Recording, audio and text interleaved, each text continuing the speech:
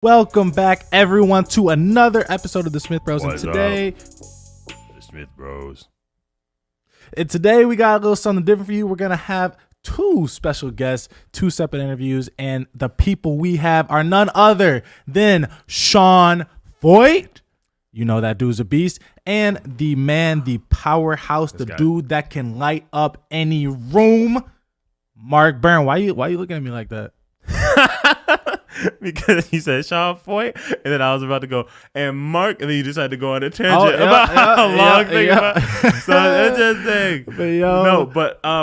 Mark Burns is lit. Sean Feucht, you guys all know about him during the pandemic. He was going around doing worship songs. He's really dope. He's gonna explain a little bit more about that. Mm-hmm. Mark Burns is a powerhouse. He had a really cool connection with Trump, but you're gonna see. And just stay tuned. It's lit. Yeah, you're gonna catch that all in 3, 2, 1. Hey, Sean Feucht, it's so good to see you, man. We have been seeing you, the last 2 years when the pandemic started and you did that amazing thing, traveling around the country and just worshiping God and trying to get fear out of people. What was your inspiration to do that? What made you?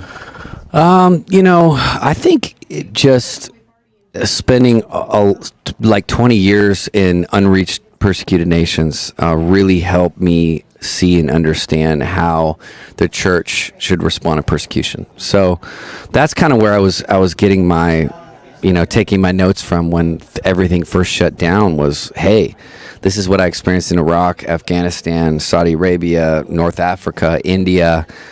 People, the church never waits for the government to tell them when to worship, That's amazing. So what did you do going all those places? Did you serve in the military or?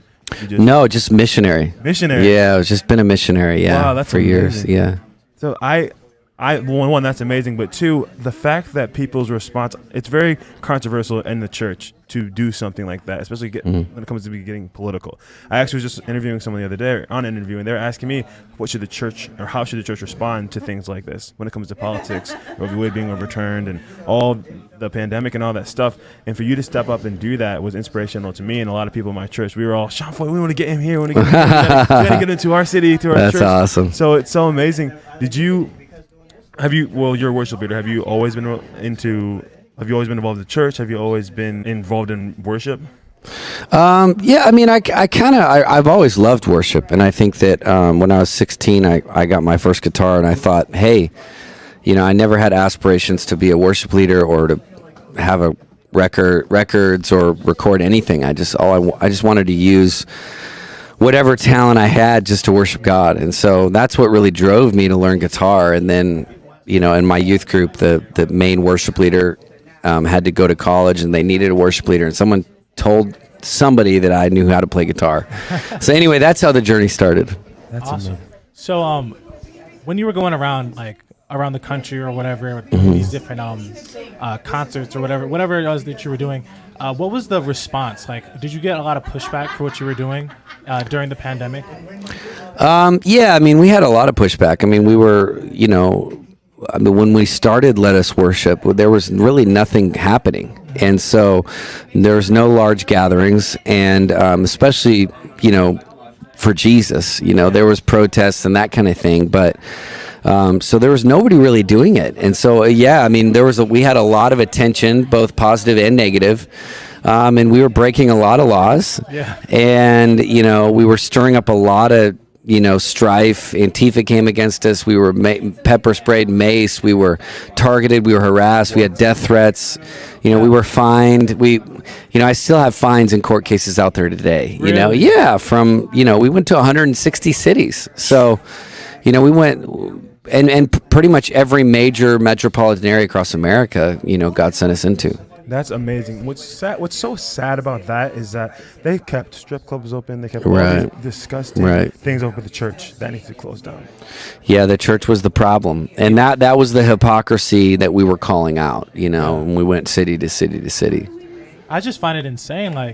These Antifa people are gathering, burning down cities, and just getting frustrated gathering in large groups. But when you want to gather together and worship the Lord, that's a big no-no. And Antifa's praised, but you're getting ridiculed for wanting to worship the Lord, which is just absolutely insane. It just shows we live in a fallen world. And that's why we need to rise up. And that's why I like that you are a man of faith that's like, no, I'm going to use the talent God gave me to bring awareness to what's going on in the world right now, or what's going on in our country. It's only getting darker. It's getting worse. And we need to be that light. And people say, don't mix church and politics. And you're just like, no, screw that. It's not even that I'm preaching politics. I'm preaching Christ. Christ leans one way, clearly. Right. And that's amazing. So what's like the plan? What do you got going on now? What's Sean Feucht up to nowadays? Well, I think in a lot of ways the Lord was using our story to stiffen a lot of people across America. Like, Billy Graham has a quote, when a courageous man takes a stand, the spines of everyone else are stiffened. And so the Lord was using our team to stiffen the spines of people. And so, we were able to release a book. We just released a book called Bold that came out. It was #1 in religious nonfiction last month. And it really is the story of Let Us Worship and the boldness that was forged into our lives in that season. And then we have a documentary film that's coming out. Rolling Stone put me on the front page and called me Jesus Christ Super Spreader. And so we took that name and we have a documentary film from the Let Us Worship movement that's coming out in 500 theaters across America. Ooh. That's amazing. Yeah, the end of September. So you guys better go get that Bold book and be sure to watch that documentary. That is so amazing. Jesus Christ Super Spreader. Do they think that's a negative thing? Oh, they did. They did think it was a negative thing. But, God loves to take all things that are negative and turn them for our good. And so I think with this one, it's another step above trolling. Like we're like, okay, that's actually prophetic. That's who we're called to be. Right. Super spreaders. People thought we were spreading the virus, but really what we were spreading was hope, salvation, joy, breakthrough, freedom. So to think that's an insult is actually insane. I know you said that. I was like, wait, were they complimenting That's the coolest name I've ever heard anyone have been given. Jesus Christ Super Spreader. I'm going to put that in my bio. Jesus Christ, that's what I am. Thank you. That's a terrible insult. Man, Jesus. Yeah. Did you have something? No. Once again, you better get that book. And also, do you have, be on the so lookout I'm assuming you're married. Do you have kids? Yeah, 4 kids. And, I'm sure they're so inspired. Do you have any sons? I do. 3 sons. Oh, really? Yeah. To see their dad, Yeah. That's such a great example to them. Thank you. To just see their dad fighting for Christ and fighting against this tyranny and everything that's going on in the world and the country right now. It's like to see that, have that as an example is an amazing thing, because we have our parents like that, and we're so grateful to them that they're at these tours. Yeah. They're doing all this stuff. Yeah. Oh, by the way, we're at the We Week in America tour, by the way, guys. We're what? We're at the We Week in America tour yes, right now. That's true. So, we are. And you we're led in worship New York. this morning. In New York, of all places. This is so exciting. Yeah, it is fun. I was nervous, not gonna lie. It's weird coming here. There's all these cornfields, and I was like, this is not seem like New York. Yeah, totally. I'm like imagining Times Square right now. Yeah. And I'm just like, we're in New York right now? Yeah. It's this so is weird. upstate New York, man. These are great people, though. Yeah. Where are you from, actually? Well, I grew up in Montana, and then I moved to the East Coast. Now I live in Orange County, California. So Orange County, California. In the only area where you don't have to worry about psycho crazy liberal mentalities.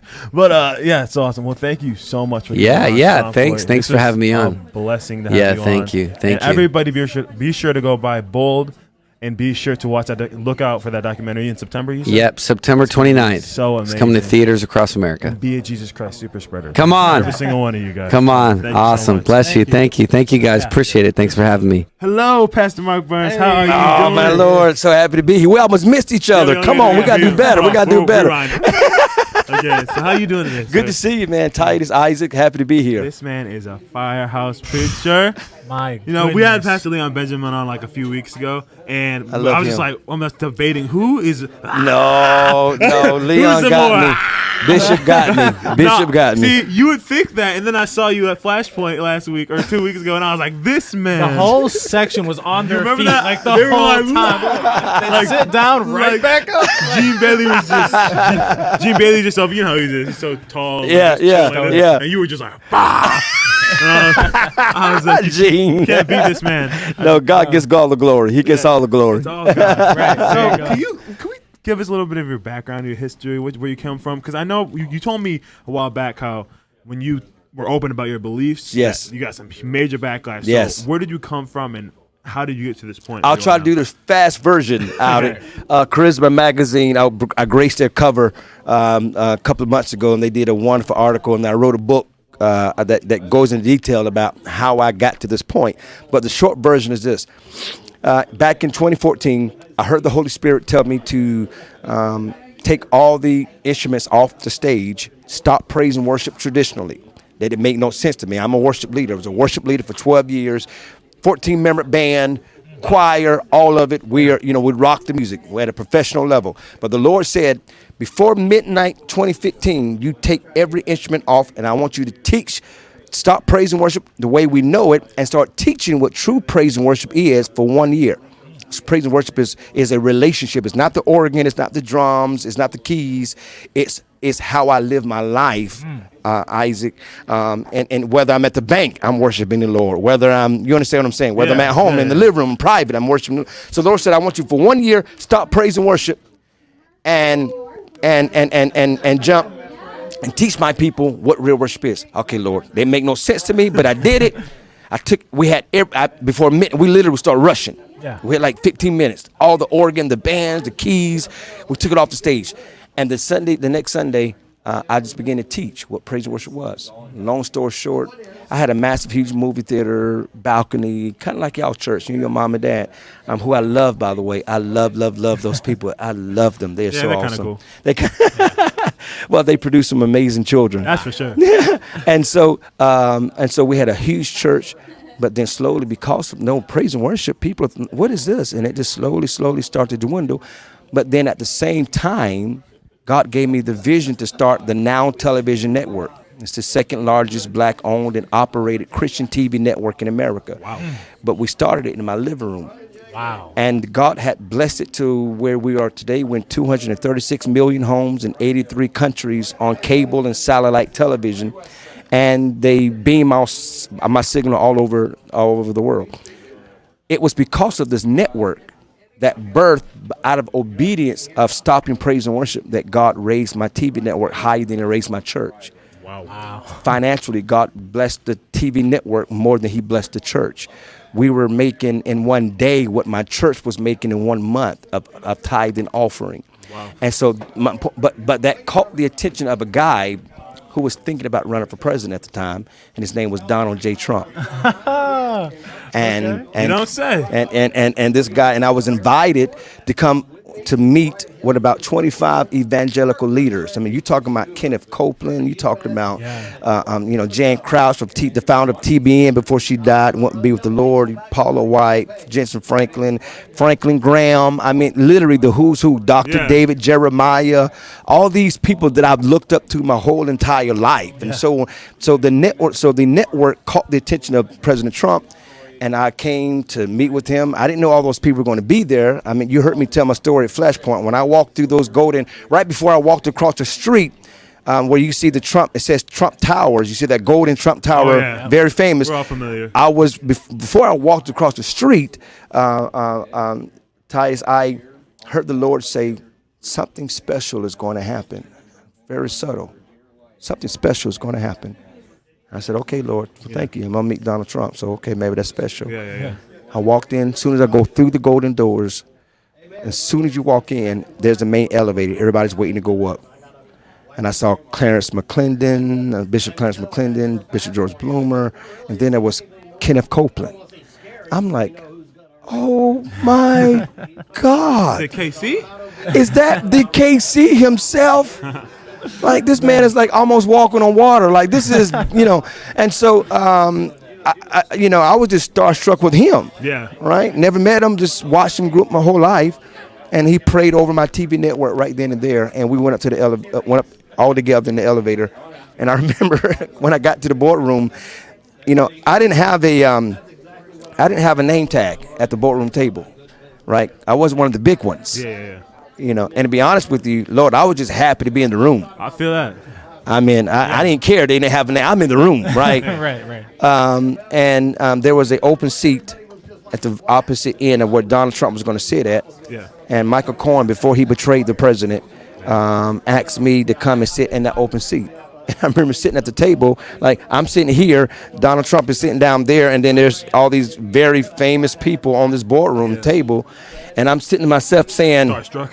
I was starstruck, and I'm like, please, Mark, don't say nothing stupid. Just, I be telling myself the same thing. I was like, don't just look important. Yeah. Put the jacket on. Put the jacket on, Tighten up the tie. and look like I belong. And I'm like, don't say nothing stupid. Don't add nothing. Don't breathe. Don't do nothing. Just try not to pass out. Look important, right? And so, long story short, it's when I heard the Holy Spirit say to me while I was sitting at that boardroom table, and it changed my life. I'm here today, 7 years later.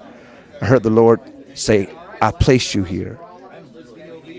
It's not a sermon. This is really happened to me. I'm sitting there trying to not be embarrassed, just look important. But I was nervous, didn't want to say nothing, add nothing, Titus. And I heard the Lord say, I placed you here. I placed you here. You belong here. He kept saying it over and over and over again. You belong here. You belong here. And as he kept saying it, I got bolder and bolder and bolder. I even rolled my shoulders back. And I was like, the Lord placed me here. I belong here. And right after that, for first 30 minutes, everybody was just praising Trump, praising him. He was kind of like, yeah, I already know. I get it. And then I said to him, Mr. Trump, if you run for president, if you win, there's clearly a disconnection between you and the black community and the Republican Party. So if you win, how are you going to bridge that gap? And he sprung up and he was like, finally, this is why we're here. Yes, let's solve some problems. Let's solve some problems. And solutions. Yeah, he was like, and so and that question changed my life. And people were looking at me like, who is this joker? Where he come from? You're not supposed to ask questions. You're not supposed to ask no question. Who let this guy in? Right, Isaac. And so he was like excited. Long story short, after the meeting was over with, everybody was rushing to get down in front of the cameras. I stayed up there because there was a whole bunch of free food. I'm like, I got you. You got me, Isaac. Titus, you got me. Yes. Listen, Let's go get the cameras. I'm gonna go get myself a burger. Yeah, okay? I mean, they had little biscuits with Trump's name on it, right? Of course they did. They had all the top food, and everybody was rushing down. I stayed up there, and I'm like, man, I'm from South Carolina. I am eating. And then they gave me a black Trump bag, so I'm taking the to-go plate. I don't know if y'all know what a to-go plate is. Where are you from? We know to-go plates, right? So to-go plates. Let me get my southern slang out. To-go plates. We call them to-go plates. But I started taking me a to-go plate, and they had little bottled waters with Trump's name on it. I'm thinking, I'm going to never see this man again. So I started putting everything in my bag, and they had napkins with his name on it. I started putting it in the bag. And before I realized, everybody was gone. Really? I'm turning around. Literally, everybody was out of the boardroom. I'm thinking, oh, my God. And I got food in my mouth. And then Michael Cohen comes back, and he says, hey, Pastor Burns, before you leave, the boss wants to talk to you. Can you come and talk to him? That's what happens when you ain't trying to be in front of the camera. You're just trying to get it to go place. Man, I'm trying to eat, yo. Man, can he wait for a moment? I got to finish chewing. I literally... Tell him I'll be back in a second. Just tell him I'll be back in a second. I'm eating Trump biscuits, man. So I said, okay, sure. So I got my stuff together. I hurried and finished that biscuit, and I walked on down. We went to the next floor, and I go in, and he says, thank you for your question today. Would you be willing to put together another meeting with just black leaders? And my TV network helped facilitate it, bringing all those black pastors back up the Trump Towers, and the rest is history at that point. And then a couple of days after that, he makes the announcement. He's running for president now, and he come down the escalator, and then he had to speak at Bob Jones University in Greenville, right, where I'm from. And I get a call the day before the event from Corey Lewandowski, who was that then campaign manager, and he says, Pastor, Mr. Trump has to speak at Bob Jones. He can't be there. Can you go speak for him? Wait a minute. Can you go speak for him? That's like literally what he said. What? Can you go speak for him? He went, That's a... He said, how far is Bob Jones from him? I'm like, 10 minutes. Well, can you go and speak for him tomorrow? I said, well, sure. But not thinking what I was saying sure to. But yeah, okay, I'll go. I'll speak for What am I saying? I don't know. But I'm thinking it's just an event of supporters. When I get there the next day, they didn't give me no heads up. When I get there, all of the candidates that's running for the Republican nomination was there. No. He said Ted, Jeb, Ted Cruz, Jeb, Ben Carson, Marco Rubio, all of them were. I'm thinking, what in the world? He said, yo, all I did was just get, I just wanted food. I wanted to-go plate. That's all I wanted. To-go plate. What am I doing here? Like, literally, what am I doing here? And so I'm get there, and so all those guys got to speak, and then when Donald Trump's time came up to speak, you. That's me. That's you. And this is a Ted Cruz audience. If you understand about Ted Cruz, he's very conservative. His father's a pastor, Raphael Cruz, and so this is deep South Christian, and so this was his crowd. So when I get up there, I had no idea what to say. So I'm like, hello, America. And I just start talking about how Trump was once pro-choice until a personal encounter happened where he became pro-life. Yeah. And the place just erupted. They were just going crazy. And I've seen you speak. I ain't surprised. I was shocked that this was happening. And that's what I love about him, the humility. Because he has no idea of the power that he is, the God-giving gift he has to move people. I mean, Titus, when I tell you, Isaac, I was shocked that they was shouting, hollering, and going crazy at Bob Jones University. And Trump them watched it, and they were like, we got to have them speaking everywhere. Okay. Like literally, that's how that happened. Yeah. Can you go here? Can you go here? Can you go here? Can you go here? And I say, listen, guys, I need y'all to, I'm going to go to y'all guys start taking care. We got to take care. And then from that point on, I joined the Trump train, and I was introducing him on stage, and the rest is really history. And all I do is what you saw today. I just preach Jesus. Yeah. But I can't be silent on the things that have happened politically that are affecting the body of Christ. Yeah. I shouldn't be famous. You understand? Your parents shouldn't be famous. Y'all shouldn't be. Well, no, y'all always gonna be famous, no matter what y'all talking about. No, you're right though. But you understand what I mean? This should be the norm. Exactly. Yeah. Well, that's something we say all the time. It's like 4 years ago, 5 years ago, even 10 years ago, we wouldn't be able to do what we're doing full time, just speaking simple truth. Yes. Saying Simple a truth. Man is a man, a woman is a woman. Whoa, millions of views. Yeah. Whoa, thank God. Right. Somebody believes what we believe. Yeah, That's it. Like, it's crazy. But we're at a time now where you just think Jesus is Lord. Whoa. Yeah. 200 million views. My God. Everywhere else you go, all you hear is the opposite. Yeah, exactly. Like, you can be whatever you want to be. Be whatever you want to be. You want to be a dog? Sure. Be a dog. They call them furries. Right. Oh, yo, that's a real thing. That's a real I thing. just found that out the other day. No, that's a real thing. I did not know that. I was like, what? They fired a teacher not too far from where I live because the teacher refused to put out a kitty litter box for a child who said they were kitten. Gosh. If you go to Oregon, they literally got their little furry ears. Oh, It's a real thing. Wild. And we're not speaking up. The church is not speaking up. That's why I'm thankful for you. That's why y'all getting millions of views. Now, please make me internet. Please make me internet famous. Look at the Please make me internet famous. Get Mark Birds up there. Come on. Because they got me on lockdown. Follow this man. I can't get nothing out. Y'all want to take my video and y'all want to make it viral. I can't post it. I post it myself. Nobody watches it. But if I give it to somebody like y'all, It's funny. No. It's Millions funny. of views. We get millions of views. But he's out here getting booked at Trump campaigns. Right. He gets Speaking in front of packed out millions of stadiums, people. like- Going to thousands, hundreds of thousands of people are all cheering and screaming and loving him when he's saying, Jesus is Lord. Isaac, Titus, make me internet famous. Yes. If y'all not following me at Pastor Mark Burns, follow me on Twitter, Instagram, Everything. Facebook. Everything. Make me internet famous, please. Yes. Please. We need you to be. It's not internet famous to be internet famous. Internet famous to get the message out. Yeah. That's what Yes. it's That's what important. we're talking That's about. what Yeah. we talk about. Yeah. So don't you be saying nothing dumb in the comments. Because they will. They're going Yeah, to. exactly. Man, shoot. Well, thank you, Pastor. No, Mark Burns, thank you for so coming much, on. Titus, It's always good to have Isaac. you. Yes. What an honor. Thank y'all so much. Keep up the good fight. Absolutely. Yes, You sir. too. Struggling to not get enough sleep. Have you ever laid down on Shut a up. pillow? Shut up.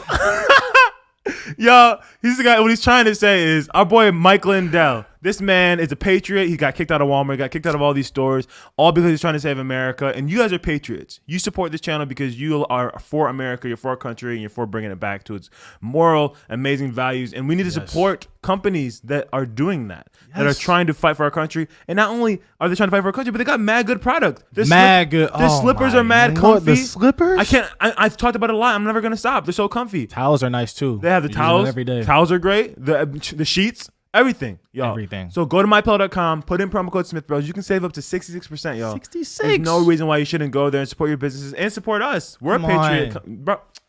Come on, Something. get yourself some products today. So mypillow.com, promo code SmithBros.